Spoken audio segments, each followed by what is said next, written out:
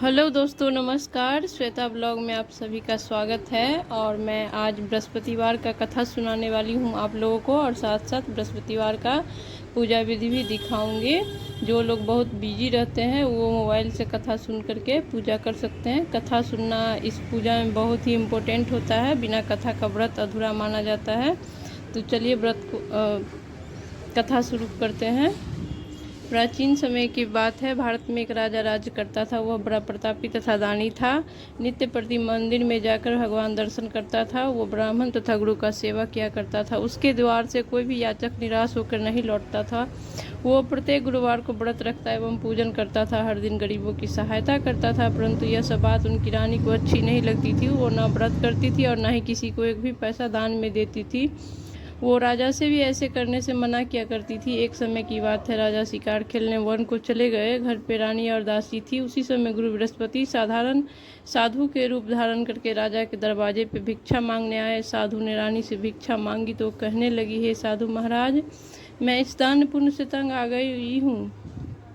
इस कार्य के लिए मेरे पतिदेव ही बहुत हैं। अब आप ऐसे कृपा करें कि हमारा समस्त संपत्ति नष्ट हो जाए तथा मैं आराम से रह सकूं। साधु रूपी बृहस्पति देव ने कहा, हे देवी, तुम बड़ी विचित्र हो। संतान और धन से कोई दुखी नहीं होता, इसको सभी चाहते हैं।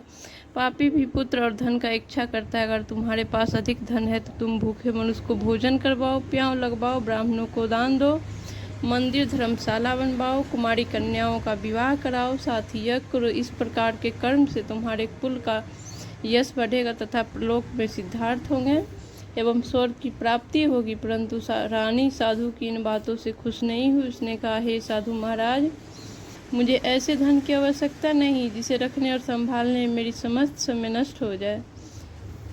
साधु ने कहा, हे देवी, तुम्हारी ऐसी इच्छा है तो मैं जैसा बताता हूँ तुम वैसा ही करना। बृहस्पतिवार के दिन घर को गोबर से नीपना, अपने केस को पीले मिट्टी से धोना, केस को धोते हुए स्नान करना, राजा से कहना वो हजामत कराए, भोजन में मांस मादिरा खाना पकाना, कपड़े धोबी के यहाँ धुलने देना।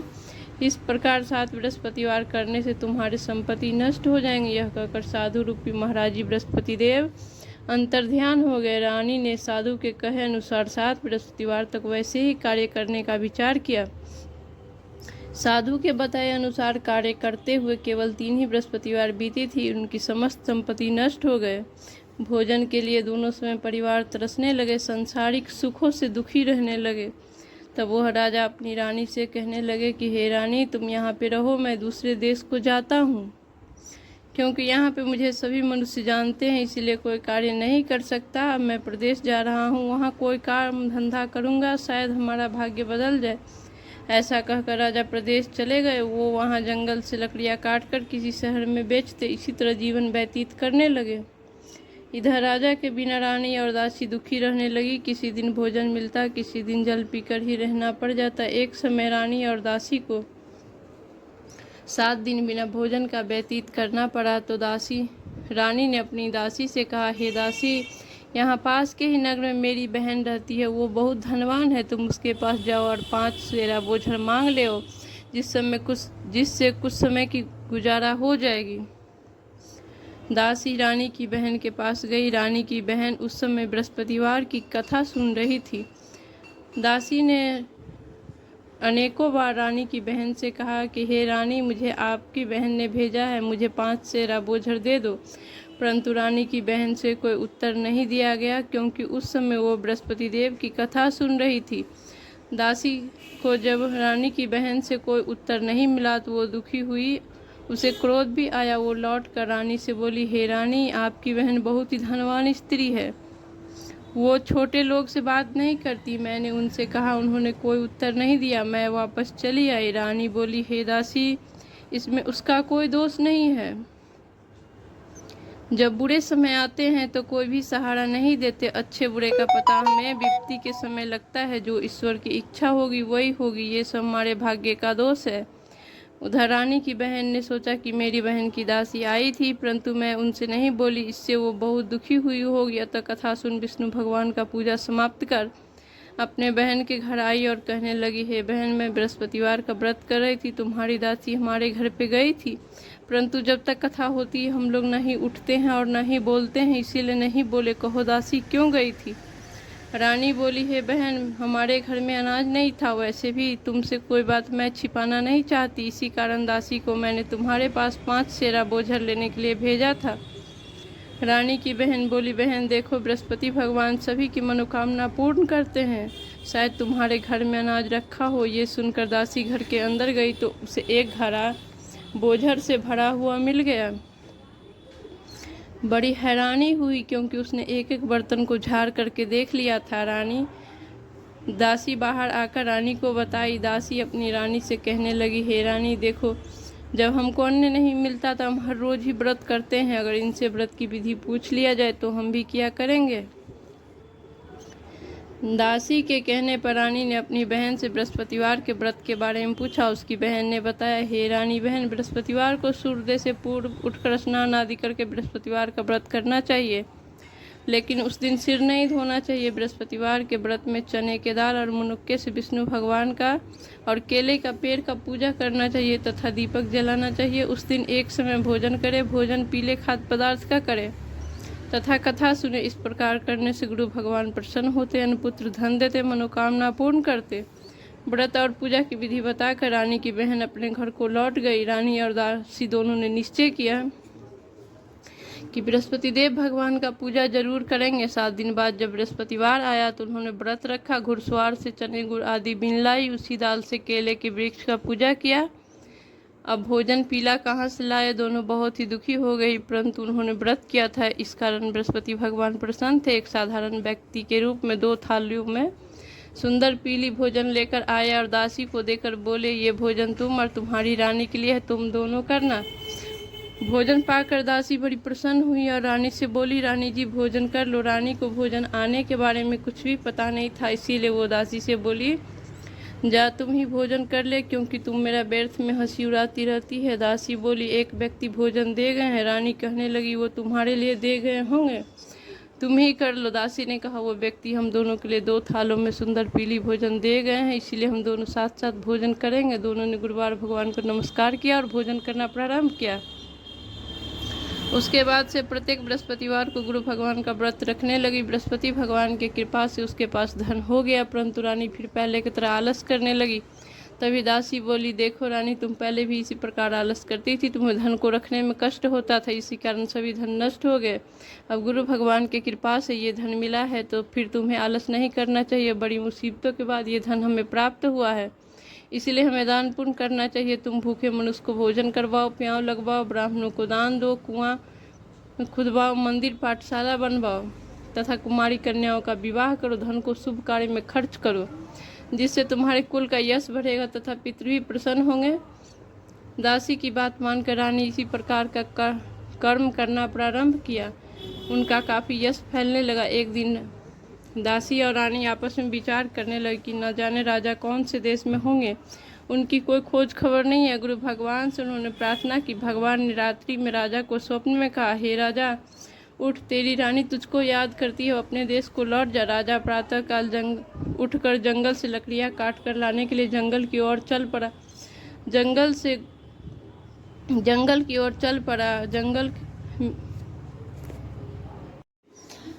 राजा प्रातःकाल उठ जंगल से लकड़ियाँ काट कर लाने के लिए जंगल की ओर चल पड़ा। जंगल से गुजरते हुए सोचने लगा, रानी की गलती से उसे कितने दुख भोगने पड़े, राजपाट छोड़कर जंगल में आकर रहना पड़ा। जंगल से लकड़ियाँ काट उसे बेच गुजारा करना पड़ा। उसी समय उसी जंगल में बृहस्पति देव एक साधारण साधु के रूप धारण करके राजा के पास आकर बोले, हे लकड़हारे, तुम इन सुनसान जंगल में किस चिंता में बैठे हो, मुझे बताओ। ये सुनकर राजा के नेत्र में आंसू भरा है। साधु की वंदना कर बोले, हे प्रभु, आप सब कुछ जानने वाले हैं। इतना कहकर राजा ने अपनी संपूर्ण कहानी साधु को सुना दी है। महात्मा दयालु होते हैं। वो राजा से बोले, हे राजा, तुम्हारी पत्नी ने बृहस्पति देव के प्रति अपराध किया था, जिसके कारण तुम्हें दुख प्राप्त हुआ। अब किसी बात का चिंता मत करो, भगवान तुम्हें पहले से अधिक धन देंगे। देखो, तुम्हारी पत्नी ने बृहस्पतिवार का व्रत करना प्रारंभ कर दिया है। अब तुम भी बृहस्पतिवार का व्रत करके चने के दाल व गुड़ जल के लोटे में डाल के केले का वृक्ष का पूजा करो, फिर कथा कहो या सुनो, भगवान तुम्हारी सारी मनोकामना पूर्ण करेंगे। साधु को प्रसन्न देखकर राजा बोले, हे प्रभु, मुझे लकड़ियाँ बेचकर इतनी भी पैसा नहीं बचता जो मैं भोजन के उपरांत कुछ बचा सकूं। मैंने रात्रि में रानी को व्याकुल देखा है, मेरे पास कोई साधन नहीं जिससे मैं समाचार जान सकूं। फिर मैं बृहस्पति देव का क्या कथा कहूँगा, मुझे तो कुछ भी मालूम नहीं है। साधु ने कहा, हे राजा, तुम किसी प्रकार का चिंता मत करो। बृहस्पतिवार के दिन तुम रोजाना की तरह लकड़ियाँ लेकर शहर में जाओ। तुम्हें दुगने धन प्राप्त होंगे, जिसे तुम भली भांति भोजन कर लो तथा बृहस्पति देव की पूजा की सामग्री भी आ जाएगी। धीरे धीरे समय व्यतीत होने पर फिर बृहस्पतिवार आया। राजा ने लकड़ियाँ काट कर शहर में बेचने गए। उन्हें औरों दिन से अधिक धन प्राप्त हुआ। राजा ने चना गुड़ आदि लाकर बृहस्पतिवार का व्रत किया। उस दिन से उनकी सभी कलेश दूर हुआ। परंतु जब अगला गुरुवार का दिन आया तो बृहस्पतिवार का व्रत रखना भूल गया। इस कारण बृहस्पति भगवान नाराज हो गए। उस दिन उस नगर के राजा ने एक विशाल यज्ञ का आयोजन किया था तथा अपने समस्त राज्य में घोषणा करवा दी कि कोई भी मनुष्य अपने घर पे भोजन नहीं पकाएगा तथा आग भी नहीं जलाएगा। समस्त लोग मेरे यहाँ आकर भोजन करेंगे। इस आज्ञा को जो नहीं मानेंगे उन्हें फांसी की सजा दी जाएगी। राजा के आज्ञा अनुसार राज्य के सभी वासी राजा के भोज में सम्मिलित हुए, लेकिन लकड़हारा कुछ देर से पहुंचे, इसीलिए राजा उनको अपने साथ राजमहल ले गए। जब राजा लकड़हारे को भोजन करवा रहे थे तो रानी की दृष्टि उस खुटी पे पड़ी जिस पे उनका हार लटका हुआ था। उसे हार खुटी पे लटका हुआ दिखाई नहीं दिया। रानी को निश्चय हो गया कि मेरी हार लकड़हारा ने चुरा ली है। उसी समय सैनिक बुलवाकर लकड़हारे को जेल खाने में डलवा दिया। जेल खाने में जाते ही दुखी मन से लकड़हारा विचार करने लगा कि न जाने कौन से पूर्व जन्म के कर्म से मुझे इतने दुख प्राप्त होते, और उसी साधु को याद करने लगे जो जंगल में मिले थे। तत्काली बृहस्पति देव साधारण साधु के रूप धारण करके प्रकट हो गए और उसके पास जाकर बोले, अरे मूर्ख, तुमने बृहस्पति देव की कथा नहीं कही, इसी कारण तुम्हें ये दुख प्राप्त हुआ। अब किसी बात का चिंता मत करो। बृहस्पतिवार के दिन जेल खाने के दरवाजे पे 4 पैसे मिलेंगे। तुम बृहस्पतिवार का पूजा करना तो सभी कष्ट दूर हो जाएंगे। अगला बृहस्पतिवार उसे जेल खाने के दरवाजे पे 4 पैसा मिला। राजा ने पूजा किया, प्रसाद बांटा, कथा कही। उस दिन से सभी कलेश दूर हुआ। बृहस्पति देव ने उस नगर के राजा को सपने में कहा, हे राजा, तुमने जिस आदमी को बंद कर दिया है वो निर्दोष है, वो राजा है, उसे छोड़ दो। अगर तुम ऐसा ना करोगे तो मैं तेरा राज्य ही नष्ट कर दूंगा। राजा प्रातः काल उठा और खुटी पे हार लटका देखा। लकड़हारे को बुलाई, क्षमा मांगी तथा राजा योग सुंदर वस्त्र आभूषण भेंट कर उन्हें विदा किया। गुरुदेव के आज्ञा अनुसार राजा अपने नगर को चल दिए। राजा जब अपने नगर के निकट पहुंचे तो उन्हें बड़ी ही आश्चर्य हुई। नगर में पहले से अधिक बाग, तालाब, कुआं, मंदिर, धर्मशाला आदि बने हुए थे। राजा ने पूछा कि ये सब किसका बाग, बगीचा, मंदिर, धर्मशाला बना हुआ है? तो नगर के सभी लोग कहने लगे, ये रानी के द्वारा बनवाया गया है। राजा को आश्चर्य हुआ और गुस्सा भी आया। जब रानी ने ये खबर सुनी कि राजा आ रहे हैं तो उसने अपनी दासी से कहा, हे दासी, देखो राजा हमको कितनी बुरी हालातों में छोड़ के गए थे, वो हमारे ऐसे हालात देखकर लौट न जा, इसीलिए तुम दरवाजे पे खड़ी हो जाओ। रानी के आज्ञा अनुसार दासी दरवाजे पे खड़ी हो गई। जब राजा आए तो उन्हें अपने साथ राजमहल ले आई। तब राजा क्रोध करते हुए अपनी तलवार निकाली और पूछने लगे, बताओ ये धन तुम्हें कैसे प्राप्त हुआ? तब रानी ने बताया, ये धन हमें बृहस्पति देव के व्रत के प्रभाव से प्राप्त हुआ। राजा ने तब निश्चय किया कि 7 दिन बाद तो सभी बृहस्पति देव का पूजा करते हैं, परंतु मैं दिन में 3 बार कथा करूंगा तथा रोज ही व्रत किया करूंगा। अब हर समय राजा के दुपट्टे में चने की दाल बांधी रहती थी। दिन में 3 बार कथा कहते थे। एक रोज राजा ने विचार किया कि चलो अपने बहन के यहाँ से हो आते। इस तरह का निश्चय कर घोड़े पे सवार हो गए, अपने बहन के यहाँ चल दिए। मार्ग में उसने देखा कुछ आदमी एक मुर्दे को लिए जा रहे हैं। उन्हें रोक के कहा, अरे भाई, मेरी बृहस्पतिवार की कथा सुन लो। वो बोले, लो, हमारे आदमी मर गए, इनको अपनी कथा की पड़ी है। परंतु कुछ आदमी बोले, अच्छा को हम तुम्हारी कथा भी सुनेंगे। जब कथा आधी हुई तो सब हिलने लगा और जब कथा समाप्त हुई तो वो राम राम कहकर खड़ा हो गया। राजा आगे बढ़े। चलते चलते उसे शाम हो गया। आगे मार्ग में उसने देखा एक किसान खेत में हल चला रहा है। उसके पास जाकर बोले, अरे भाई, मेरी बृहस्पतिवार की कथा सुन लो। किसान बोला, जब तक मैं तेरी कथा सुनूंगा 4 हरैया जोत लूंगा। जाओ तुम अपनी कथा किसी और को सुनाना। राजा आगे चलने लगे। राजा के हटते ही बैल पछाड़ खा के गिर गया तथा किसान के पेट में जोड़ों की दर्द होने लगी। उसी समय किसान की माँ रोटी लेकर आई। उसने जब ये देखा तो अपने पुत्र से सभी हालात पूछा। पुत्र ने सभी हाल बताया। बुढ़िया दौड़ती दौड़ती उस घुड़सवार के पास गई और उससे बोली, मैं तेरी कथा सुनूंगी, तुम अपनी कथा मेरे खेत पर चलकर कहना। राजा ने लौटकर बुढ़िया के खेत पर जाकर कथा कही, जिसको सुनकर बैल खड़े हुए तथा किसान के पेट का दर्द भी बंद हो गया। राजा अपने बहन के घर पहुंच गए। बहन ने अपने भाई का खूब मेहनबाजी की। दूसरे रोज राजा जागे तो देखे कि प्रातःकाल सभी लोग भोजन कर रहे हैं। राजा ने अपने बहन से पूछा कि कोई ऐसा मनुष्य है जिसने भोजन नहीं किया हो, जो मेरी बृहस्पतिवार की कथा सुन ले। तो बहन बोली, है भैया, ये देश ऐसा ही है, पहले यहाँ के लोग भोजन करते हैं, बाद में कोई अन्य कार्य करते हैं। अगर पड़ोस में कोई है तो मैं देख कर आती हूँ।